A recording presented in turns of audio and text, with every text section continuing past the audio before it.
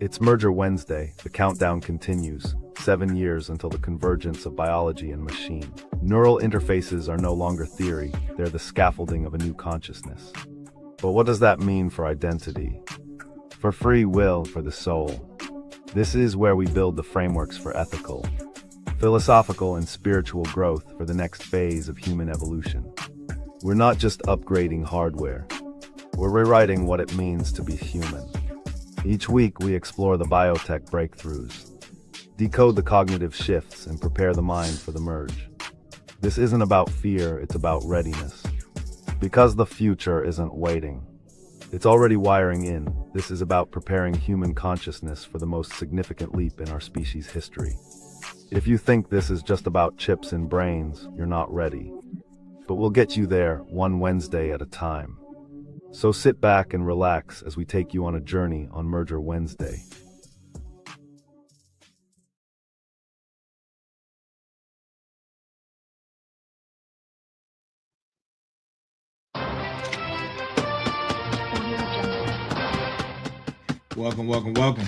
Welcome to Wednesday edition of the Final Boss Podcast.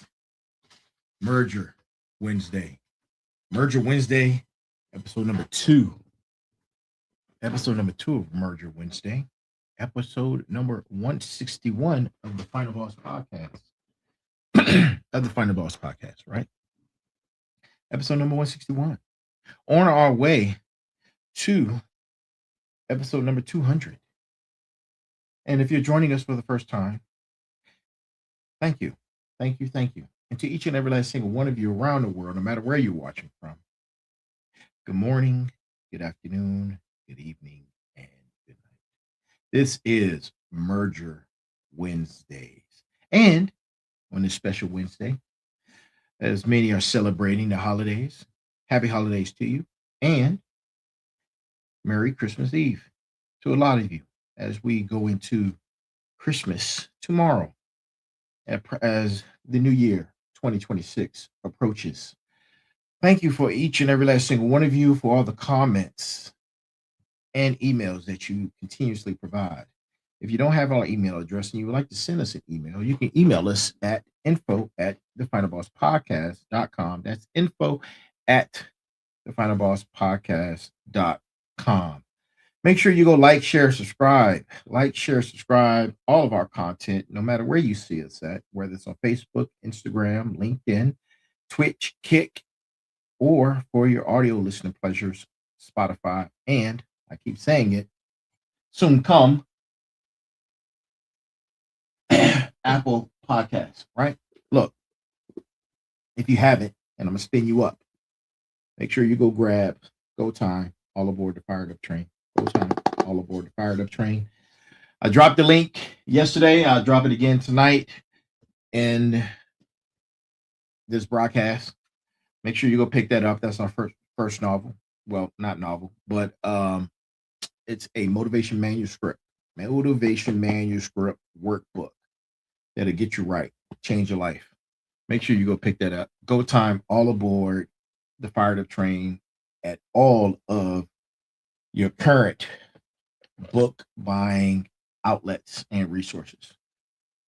Tonight, we're going to be talking about something very heavy, right? Something that a lot of people aren't prepared for. I wasn't prepared for it either when I started doing my whole research.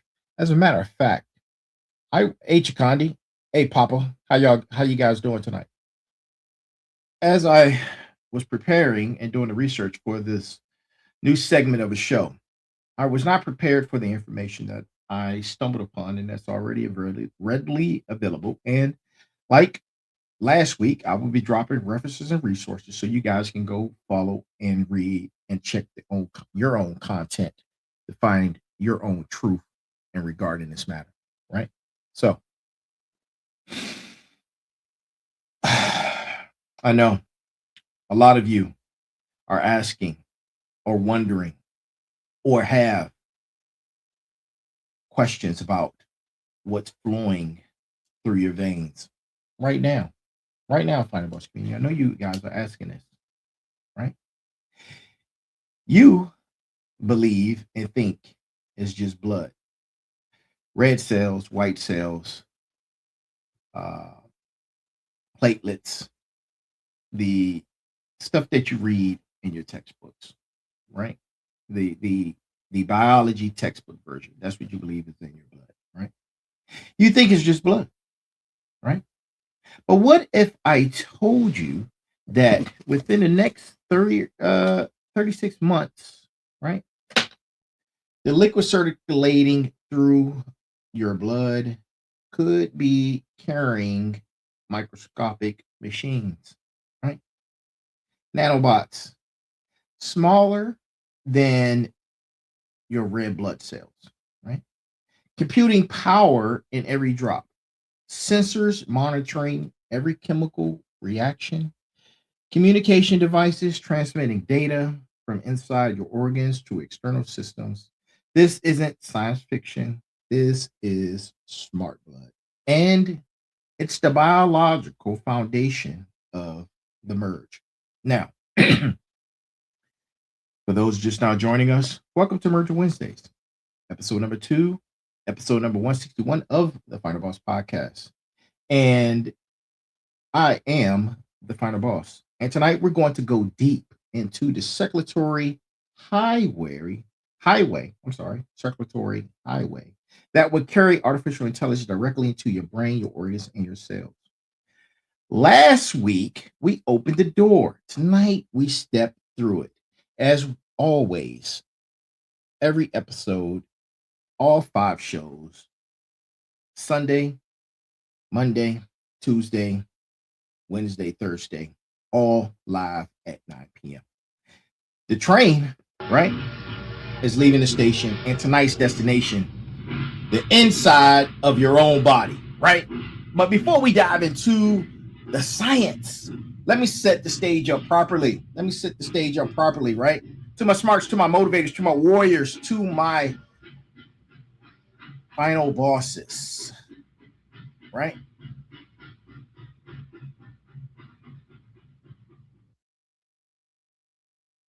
I'm glad y'all enjoyed the train. I love the train, right? Such a great metaphor. But, right? Tonight on Merger Wednesday, this is our weekly dive into, and for those who don't know what Merger Wednesday is, this is our weekly dive into a consciousness merger between biological humans and artificial intelligence. This isn't speculation, this is preparation. Episode 1, I introduced the merge concept. Episode 2, right here, right now, we're going to be focusing on smart blood, the biological delivery system that makes everything else possible. And interesting enough, as I was doing research on this the other day, I took a break to flip through my cable channels, and lo behold, what do I find? I find the last James Bond movie, No Time to Die, which is a great film. And that film was about smart blood, right? So, again, science fiction? I think not. And this episode right here is for my smarts. My smarts who want the technical details, for my warriors, right? Who need to understand the battlefield. And for my motivators who will help others navigate this transition. And for the final bosses, of course, who refuse to be caught unprepared. We're going our usual time, 60 minutes, 15 full segments, right? No fluff, all substance. And the fired up train you just heard is rolling through. Now, let's start with definitions because precision matters. Smart blood is not a single technology. It's a category of biotech that refers to blood-enhanced microscopic devices, right? Primarily known as nanobots that can monitor, repair, enhance, and communicate within the human body. Think of your blood as transportation systems. Think about that right now, right? It carries oxygen, nutrients, hormones, immune cells, basic biological cargo. Smart blood adds a technological layer. Nanobots nanobots that are measured in nanometers, billionths of a meter, right? Circulating alongside your cells. These aren't just passengers, these are workers. They're sensors, they're communicators, they're repair crews. Stay with me. You just got here. Don't you go nowhere. Don't you go nowhere. Stay right here. Stay right there. Stay with me, right? I'm talking to you. The research has multiple names: nano robotics, blood-borne nanomachines, injectable neural interfaces, vascular computing systems. But the concept is the same, right? Turning your circulatory system into smart networks. Here's what makes smart blood the biological layer of the merge. First is access. Your blood reaches everywhere, every organ, every tissue, every cell. It crosses the blood-brain barrier naturally. If you want to integrate technology into the human body at scale, blood is the highway. Second, monitoring, right?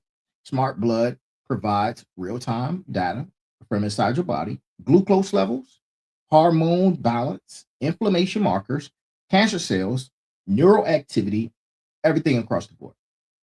And third, the delivery. Need to repair damaged tissue? Smart blood carries the tools. Need to enhance brain function? Smart blood delivers the payload. Need to interface with external AI? Smart blood provides the connection. This is why smart blood isn't just another medical innovation, it's the foundation of human AI merger.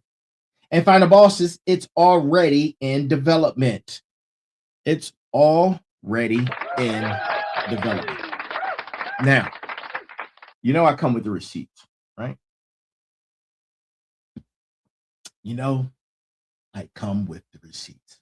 So let me give you the receipts. This isn't theory anymore, people. This is what's happening. DARPA, right? DARPA and Vivo Nano Platforms, or IVN programs, which was started in 2014. They had an objective. That objective was to develop nanotechnology that could be injected into soldiers to monitor health, enhance performance in real time. They're not hiding this, it's public record. It's the same thing that they were showing on the movie No Time to Die.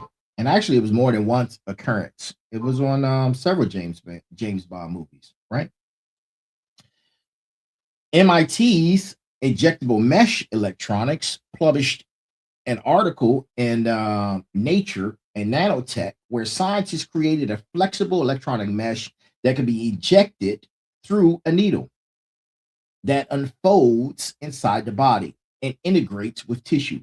It's already been tested in mice, monitoring brain activity from inside neural tissue, right? And of course, you have CRISPR.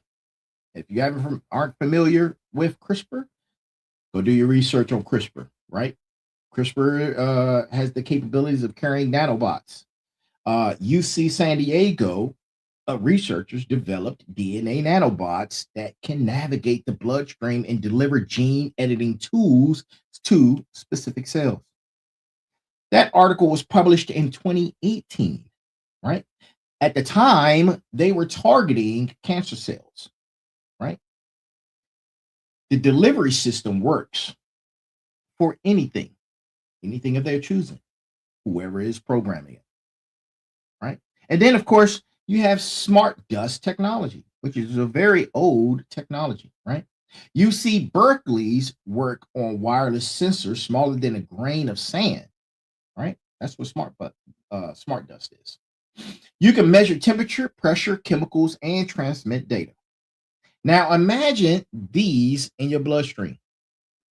Google's Project Baseline, while not purely nanotech, because Google is working on diagnostic nanoparticles that can detect cancer and other diseases by circulating through blood and binding into disease cells. They glow under certain lights, making them detectable externally, right? Now, how many of you have had MRI? You think this technology doesn't exist? How many of you have had an MRI? Right? Right? How many of you before the MRI know that you have to take a contrast that they inject in you, right? They inject this contrast and you feel it, it warms in your body and it looks blue under the MRI machine so they can see all your veins, right? Now, what makes you think that this technology doesn't exist? Contrast is old. It's injectable liquid that you get in your body before you get an MRI. Now, what makes you think this doesn't exist? Go do your research, people. Go do your research. Check it out. China has been developing something for their social credit biometrics, and they've already integrated health monitoring into their social credit system, right? What's the next step? Internal monitoring through smart blood that reports health compliance, drug use, and even emotional states. These aren't proposals. These are active programs with published research, patent applications with funding. The technology exists. The question isn't if, the question is when and under whose terms. Now, right? Now, let's talk about how this actually works inside of your body. Your blood is approximately 55% plasma and 45% cells. Red blood cells, white blood cells, platelets. A typical human has about 5 liters of blood. That blood circulates completely through your body every 60 seconds. Smart blood nanobots need to operate in this environment without triggering immune rejection, clotting, or toxicity. That's challenge number one. And it's largely been solved through biocompatible materials. Carbon nanotubes, graphene, biosilicone, polymer coatings that mimic natural proteins. The size question, right? Red blood cells are about 6 to 8 micrometers. Nanobots in development range from 100 nanometers to 10 micrometers. They're small enough to travel through your veins, right? Cross into tissues and even penetrate the blood-brain barrier. You wondering about the power source for these nanobots? Early generations use chemical power, drawing energy from glucose and oxygen in blood, just like your cells do, right? Advanced versions use piezoelectric materials that generate power from blood flow itself. Some use wireless power transfer from external devices. Nanobots communicate through molecular signals, ultrasound, magnetic fields, or RF signals.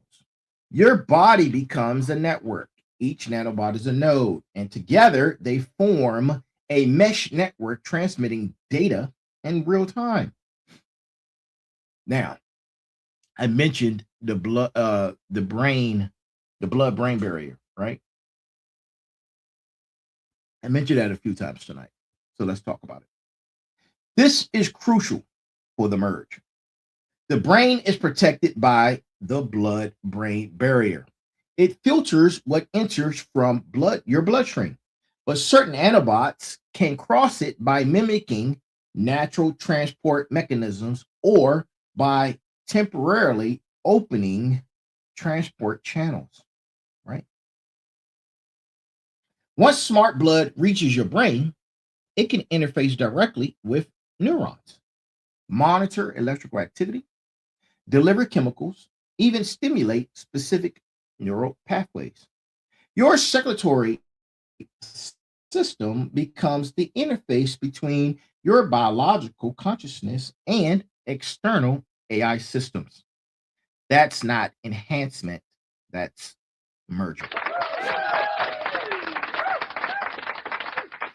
And here's how they're going to sell it to you. Here's how they're going to sell it to you, right? Smart blood has legitimate medical applications that will save lives. That's what makes this so complicated, right? Nanobots that patrol your bloodstream, identify cancer cells by unique protein markers, and destroy them or mark them for immune system targeting. This could eliminate chemotherapy.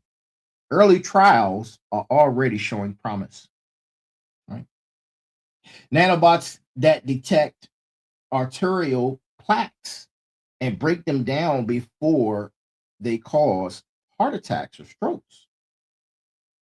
Those devices can unclog arteries from the inside. This technology could eliminate the #1 killer in America, right? And think about this. Real-time glucose monitoring from the inside your bloodstream with automatic insulin delivery. No more fingerprints, pricks, no more insulin pumps, nanobots that regulate blood sugar automatically. Chemotherapy that only hits cancer cells. Antibiotics that only attack specific bacteria. Pain medication that only affects injured tissue. Massive reduction in side effects. Nanobots can repair damaged neurons, restore connections after stroke or traumatic brain injury, potentially reverse neurodegenerative diseases like Alzheimer's and Parkinson's. These benefits are real. The research is legitimate. The applications will be life-changing for millions of people. And that's exactly why Smart Blood will achieve mass adoption. You won't resist it because it will heal your child's cancer. You won't question it because it will save your father from a heart attack. You won't fight it because it would cure diseases that have plagued humanity for years. The medical necessity is the Trojan horse, and it's what carrying the technological control past your very defenses. And final bosses, once Smart Blood is normalized for medical use, the expansions into enhancement, monitoring, and control becomes inevitable. This is not conspiracy, people. That's trajectory, right? And let me speak on something that's near and dear to my heart. Let me speak to you as a veteran with 17 years of service. Let me speak to you as a person who served in a civilian capacity for 23 years, federal service. I also served in 2 combat theaters, Iraq and Afghanistan. I've seen how military technology becomes civilian technology. And I'm telling you, the military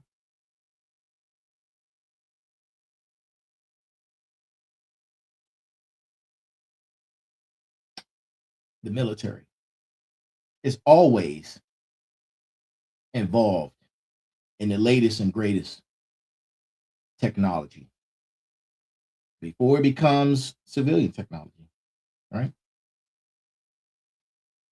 DARPA stated objectives for Smart Blood some time ago.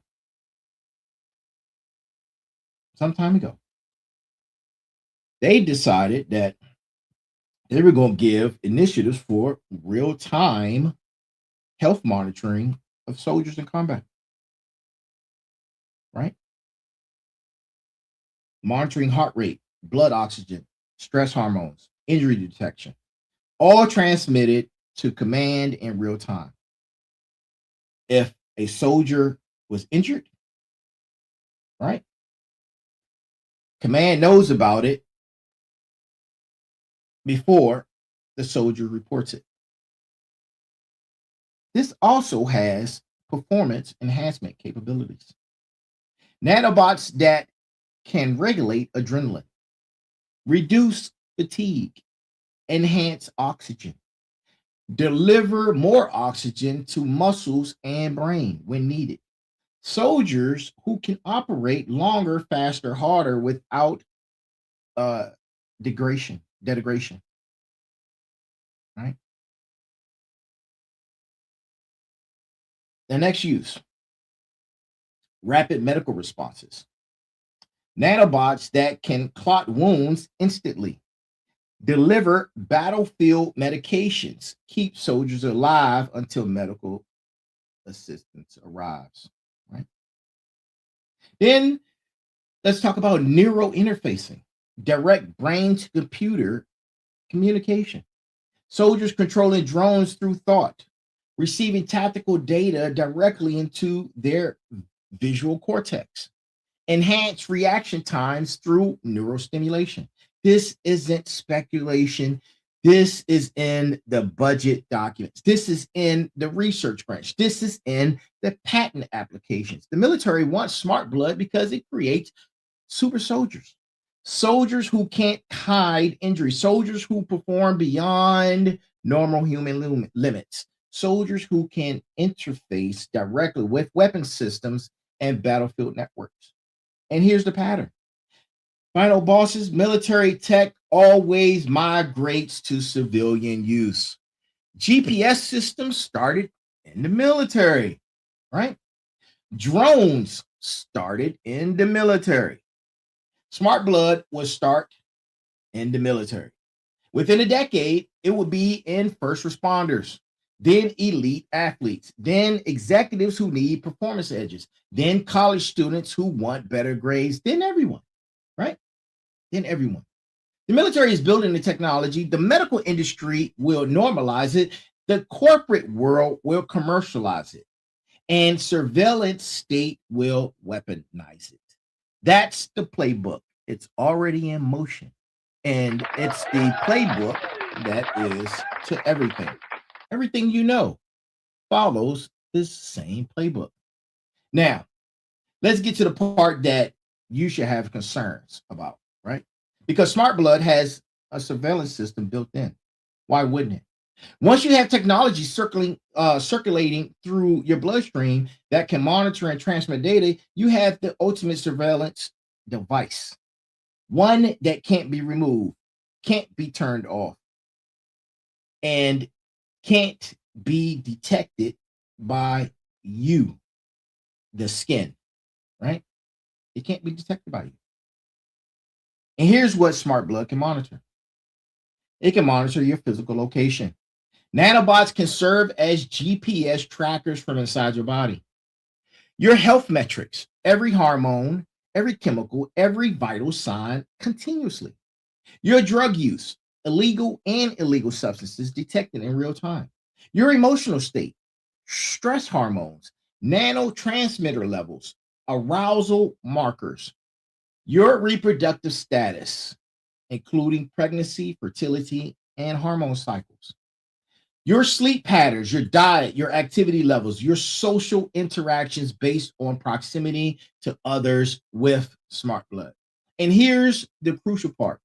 Your brain activity, neural patterns that correlate with thoughts, emotions, intentions, and memories. This data doesn't stay in your body. It transmits to medical databases, to insurance companies, to employees, to government agencies, to AI systems that analyze and predict behavior. China, right now, is already building this system.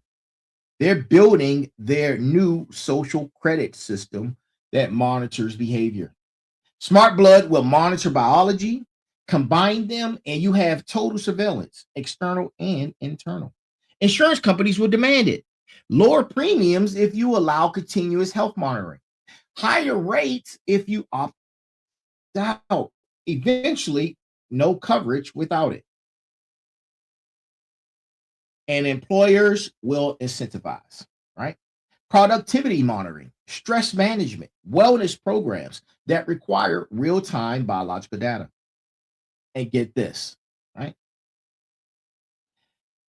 Of course, there's going to be a law enforcement mandate for it, right? Parolees first, then sex offenders, then anyone accused of certain crimes, then everyone for, guess right, public safety. Public safety. The progression is predictable because we've seen it with every surveillance technology. This stuff is nothing new, people. It's a repeat. I say it's a repeat model that they constantly use, and it always ends with your security and you giving up your rights for that same security. First is voluntary, then it's incentivized, then it's required for certain groups, then it becomes universal, right? And final bosses, smart blood makes surveillance invisible. You can avoid cameras all day long. You can encrypt communications. You can use cash, but you can't avoid your own bloodstream. Now, one of my favorite topics when it comes to tech, AI, and all things on the final boss, ethics, right? Dun, dun, dun, dun. Ethics. Because this is where most people hope someone is protecting them. And I'm here to tell you they're not. Stay with me. Don't you go nowhere. I'm talking to you. Stay right there. Don't be scared. Don't be afraid. This is information to get you prepared. There's nothing to fear. The ethical questions, right? If smart blood becomes standard medical treatment, can you refuse it? Right? That's question number one. What if it's the only treatment for your condition? Question number two. What if insurance won't cover alternatives? Question number three. What if employers require it? That sounds familiar. Is that really consent? Right? And then let's talk about privacy. Who owns the data from your smart blood? Is it the manufacturer? Is it your doctor? Is it the insurance company? Is it the gov? Is it you? What happens when the data is hacked or subpoenaed?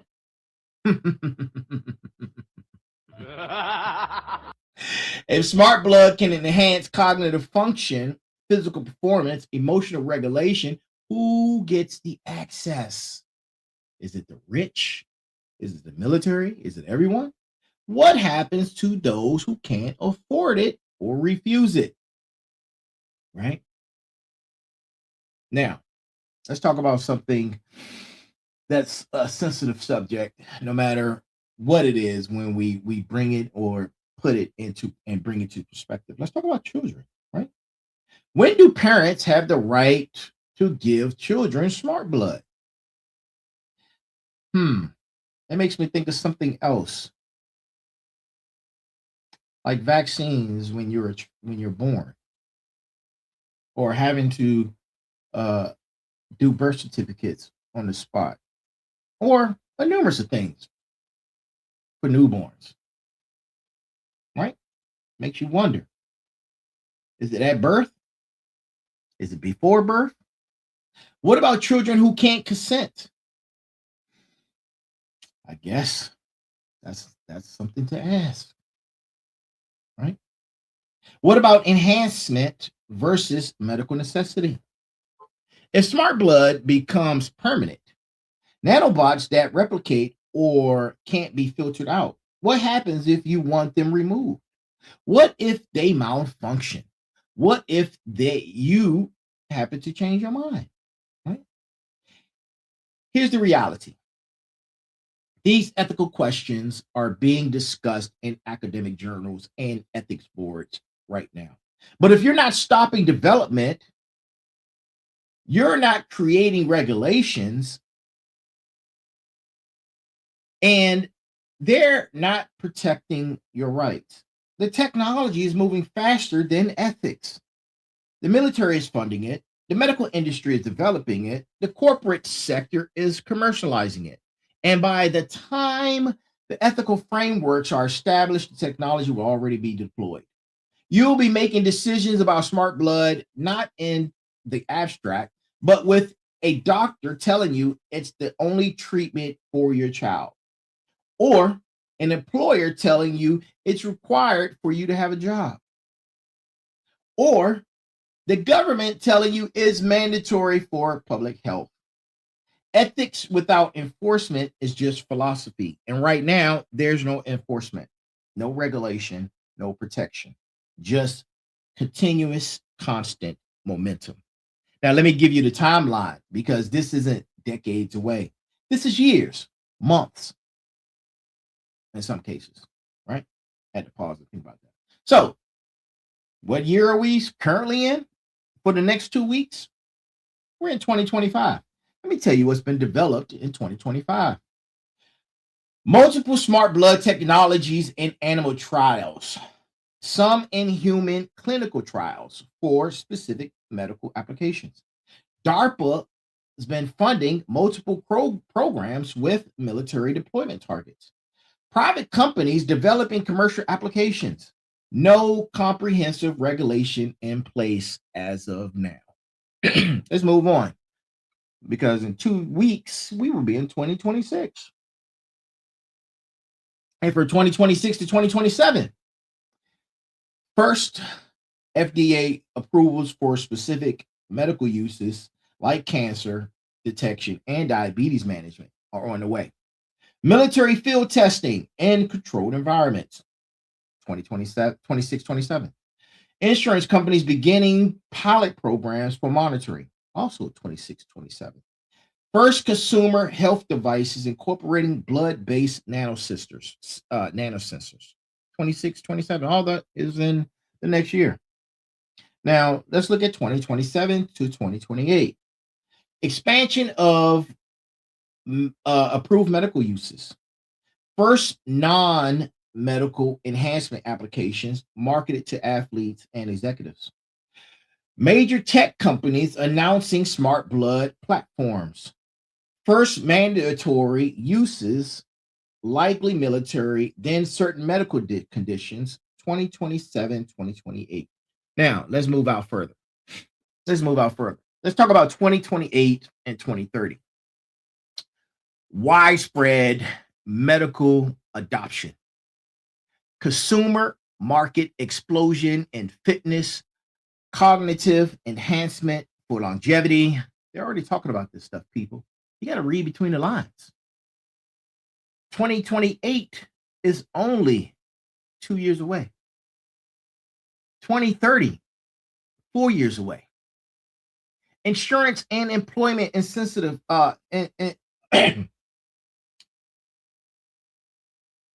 incentive programs, right? Which will become standard, right?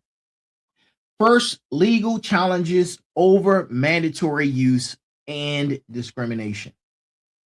Integration with AI systems for health management and prediction.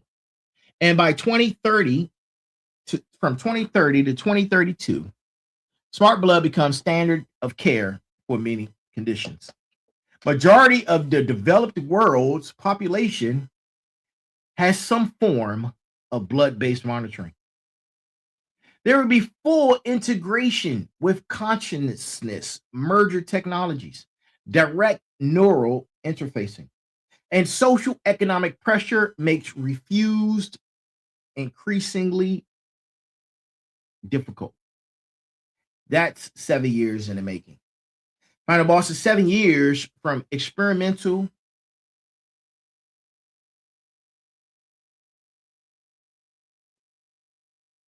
to a framework that is reality, right? And for context, let me give you this example for context, right? The iPhone, a lot of you iPhone carriers and iPhone lovers, Apple product people. That's not me. I'm an Android guy. For context, iPhone launched in 2007. iPhone launched in 2007. By 2014, smartphones were ubiquitous, and that was 7 years. Let's talk about social media. Social media was a niche market in 2005. By 2012, 7 years, it dominated global communication, right? The adoption curve for transformative technology is exponential. And smart bloods have something smartphones and social media didn't. It will be medically necessary for millions of people. This creates adoption momentum that's almost impossible to resist. You don't have decades to decide how you feel about this. You have maybe 3 years before you're making real decisions with real consequences, right? Let's address the elephant in the room. Let's talk about the elephant in the room, right? Because I know you're all thinking about it.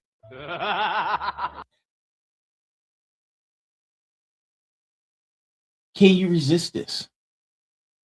Can you? Right? And here's the honest answer. Partially, temporarily, but not indefinitely. And here's why. It's like all things, right? Here's why. It's going to start in the beginning with medical pressure. If smart blood cures cancer, prevents heart disease, manages chronic conditions better than anything else, are you really going to watch your loved ones suffer when treatment is available? Then that's the medical pressure. Then there's economic pressure. If insurance is cheaper with monitoring, if employers prefer or require it, if enhanced workers if enhanced workers outcompete natural workers, how long can you afford to abstain? Right? That's economic pressure. And then there's always social pressure. If everyone around you is connected, enhanced, and monitored, if opting out makes you unemployable, uninsurable, undateable, how long can you maintain that position? Right? And then that was social pressure. And here's the legal pressure behind it. Once smart blood is proven to prevent disease, reduce healthcare costs, improve public safety, governments will have compelling reasons to mandate it. Just like vaccines, just like seatbelts, personal choice becomes public health issue. But here's what you can do, right? Here's what you can do. Number one, stay informed. Understand the technology. Read the research. Know what's being developed. Know what's being deployed. You can't make good decisions from a place of ignorance. Number two, demand transparency. When smart blood products come to market, demand to know exactly what they do, what data they collect, who has access, and what the terms of service actually mean. And number three, support regulation. Push for laws that protect your rights. Consent to requirements, data ownership, removal options, limits on mandatory use. This needs to happen now before deployment. And number four, make conscious choices. Decide in advance what your boundaries are, what you will accept for medical necessity versus what you reject for enhancement or monitoring. Having principles before you're in crisis makes you a better decision maker. And number five, build alternative systems, right? Support healthcare, employment, and social systems that don't require technological integration. They'll be niche for a time, but they also need to exist. The reality is that the complete resistance probably isn't viable, but conscious, informed, strategic engagement is viable. You don't have to be an early adopter. You don't have to accept every application. You don't have to surrender all privacy and autonomy. But you do have to engage with this reality, because pretending it's not happening won't protect you. The merge, right? The merge. It's happening. Now, let's connect this to the bigger picture. Let's connect it to the bigger picture. And what's the bigger picture? The bigger picture is the merge. Because smart blood isn't just about health monitoring or physical enhancement. It's the biological infrastructure for consciousness merger between humans and AI. And here's how it works. Step one, you're going to have biological integration. Smart blood becomes normal. Medical applications, performance enhancement, continuous monitoring. Your body accepts technological augmentation as standard. Step number two, neural interface. Smart blood crosses the blood-brain barrier. Nanobots attach to neurons, monitor electrical activity, deliver neurotransmitters, stimulate specific brain regions. Your brain becomes a read-write device.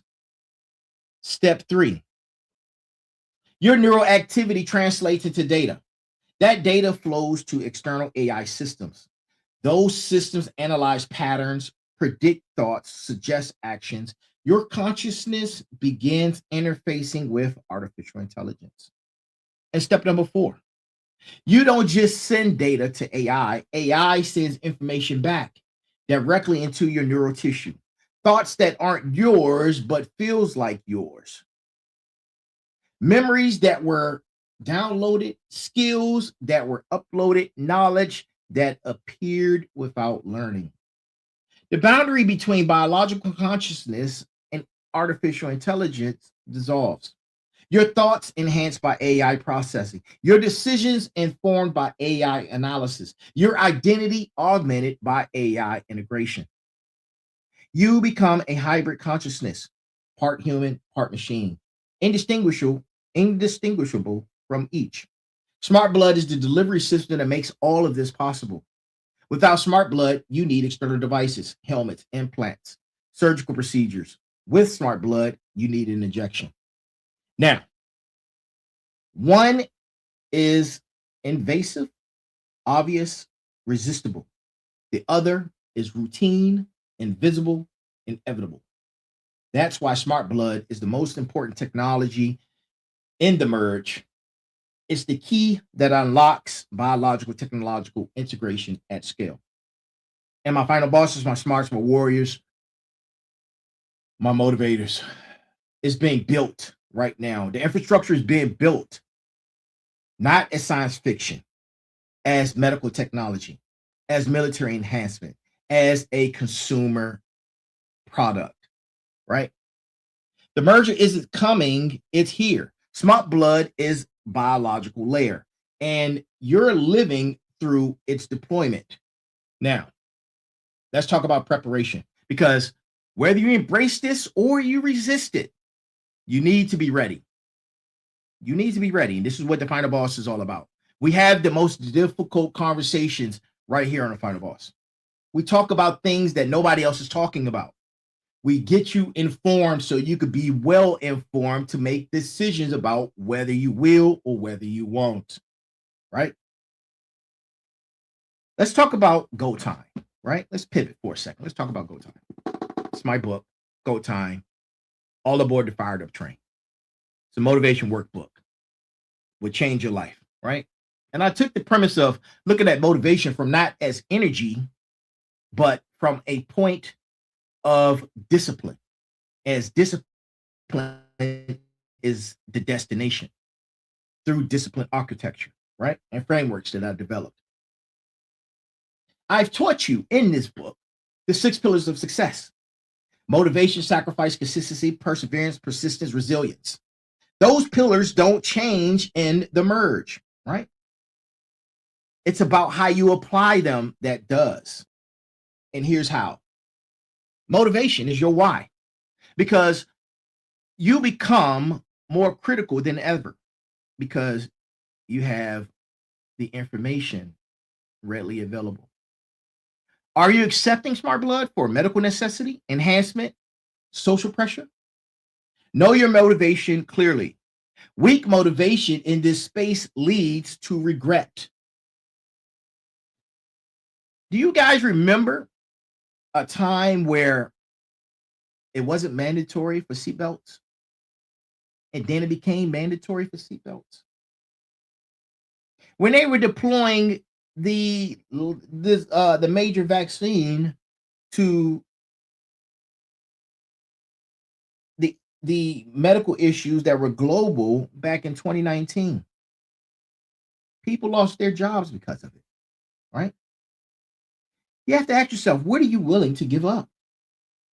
Privacy for health, autonomy for performance, natural consciousness for augmented capability.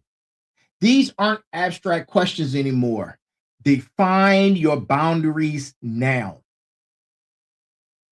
Consistency. Stay informed consistently. This technology is evolving monthly. What's true today changes tomorrow. Consistent education is your defense against manipulation. Perseverance. Resisting pressure. Medical, economic, social requires perseverance. Standing by your principles when everyone around you is integrating requires strength.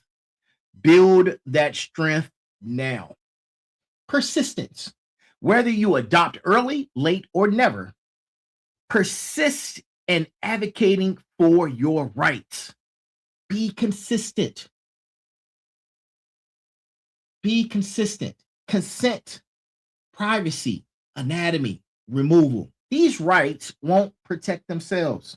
And through resilience, the world is changing faster than human psychology. It's changing faster than human psychology, right? Resilience isn't just about bouncing back anymore. It's adapting to continuous transformation while maintaining core identity. That skill is what you need most. You apply these same pillars, the 6 pillars of success, to the merge. Understand the technology, define your boundaries, make informed choices, advocate for protections, adopt strategically, maintain your core. You can't stop this train, final bosses, but you can decide how you ride it. Conscious and prepared, or unconscious and controlled. The fired up train doesn't stop for anyone, but it has different classes. It has different seats. It has different destinations. You must choose yours deliberately. And here's tonight's brass tacks, right? I usually speak on the brass tacks in the beginning of the segment, but I decided tonight that for merger, I was going to bring it at the end. And here it is. And I want you to really hear this. The most powerful form of control is the one you choose for yourself, believing it's freedom. I'm going to say that again. The most powerful form of control is the one you choose for yourself, believing it's freedom. Let that sink in. Smart blood will be marketed as freedom. Freedom from disease, freedom from limitation, freedom to enhance yourself, optimize yourself, connect yourself. And some of that is true. The capabilities are real. The benefits are legitimate. But here's the brass tacks truth about that.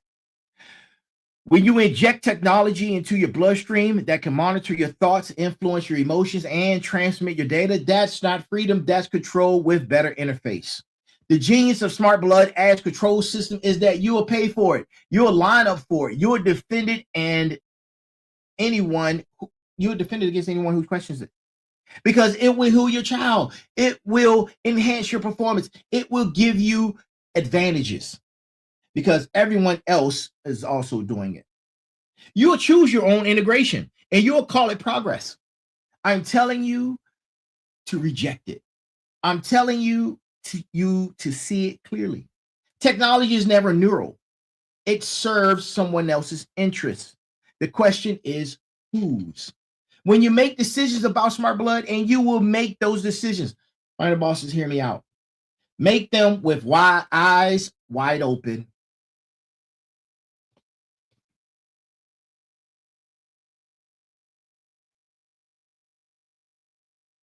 I can't believe I left those labels on the entire show. I did. I apologize for that. I apologize for that, right? Understand what you're gaining if you do this. Understand what you're trading when you do this. Understanding the benefits, because the merge isn't happening to you. You're choosing it one injection at a time. Make sure those choices serve you, not just someone else's agenda for you. That's brass tacks. That's truth. That's reality.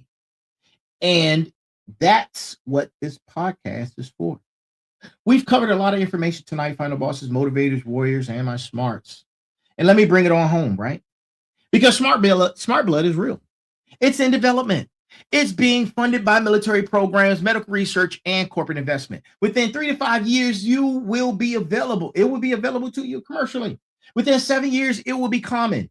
This is the biological layer of the merge, the foundation of human AI consciousness integration, the delivery system that turns your body into a network node and your brain into a real real-time interface. You can't stop it. You cannot stop it, but you can prepare for it. You're hungry before next Wednesday's episode, right?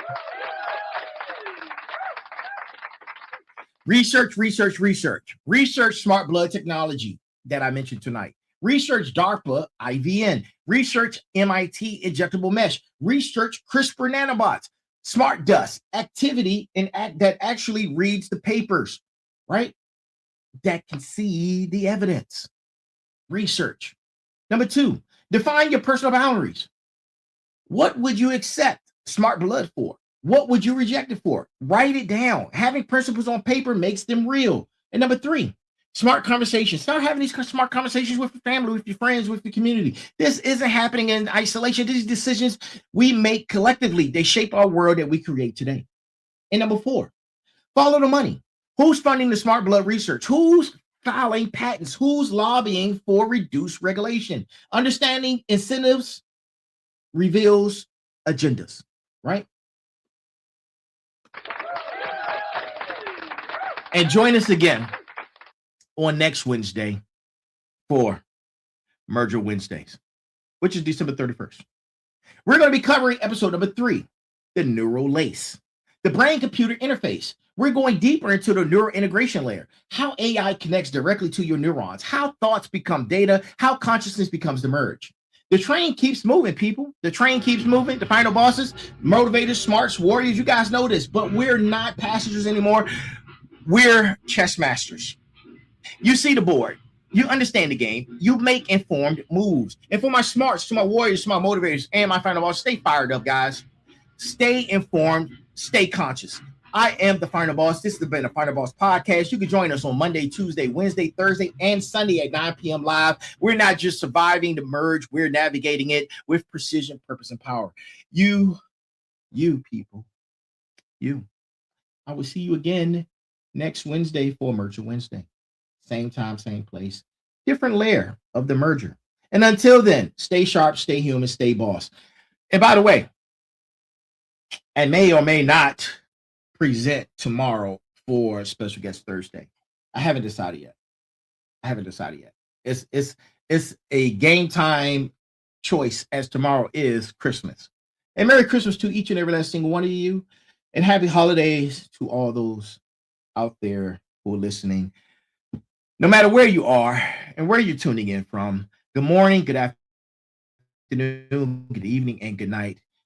Oh, I promised, as promised, a few references and research publications so you guys can go check this information out. DARPA in vivo nanoplatforms, IVN. Check that out. Nature nanotechnology, syringe injectable electronics. Article that was written in 2015. Go check that out. UC San Diego, nano DNA nanobots. That article was written in 2017. MIT Technology Review, smart blood coverage, technologyreview.com. Smart Dust, UC Berkeley, MEMS Research, Chris Keister's research group. Those are just some of the resources that I've used for this show tonight. And as always, good people, be balanced, be equal, and be smart. This has been Merger Wednesday for the Final Boss Podcast. I am the Final Boss. And let's continue to get ready to get on the fired up train.